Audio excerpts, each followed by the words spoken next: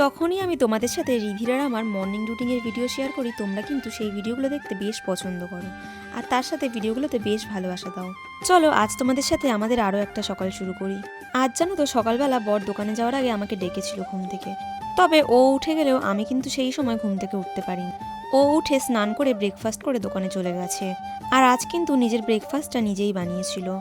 তার কিছুক্ষণ পরে আমি ঘুম থেকে উঠে ঘরের বাসি কাজ সেরে স্নান করে এখন এসেছি ব্রেকফাস্ট বানাতে। এর মধ্যে তোমাদের রিধি বুড়িও আজকে ঘুম থেকে উঠে গেছে। দিন দিন যত বড় হচ্ছে ওর কিন্তু রুটিনটা বেশ চেঞ্জ হচ্ছে।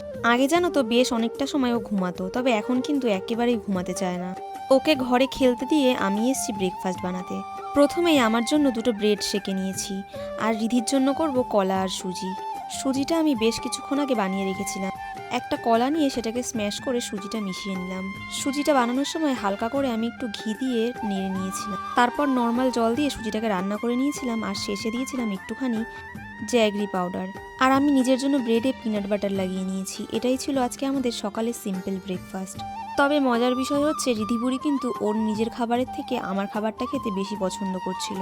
আচ্ছা, কম টাইমের মধ্যে শর্টকাটে তোমরা কি কি ব্রেকফাস্ট বানাও আমাকে অবশ্যই রেসিপি কমেন্টে শেয়ার করে যেও। তাহলে আমি আমার পরের কোনো ভিডিওতে তোমাদের সেই রেসিপিগুলো ট্রাই করব। তবে অবশ্যই ওয়েট গেইন হবে এমন রেসিপি শেয়ার করো। আসলে কিছুদিন ধরে কাজবাজ নিয়ে এতটাই ব্যস্ত ছিলাম, নিজের দিকে একটুও খেয়াল দিতে পারিনি, যার জন্য অনেকটাই ওয়েট লস হয়ে গেছে। তাই জন্য আবার আগের মতন একটুখানি ওয়েটটা গেইন করতে চাই।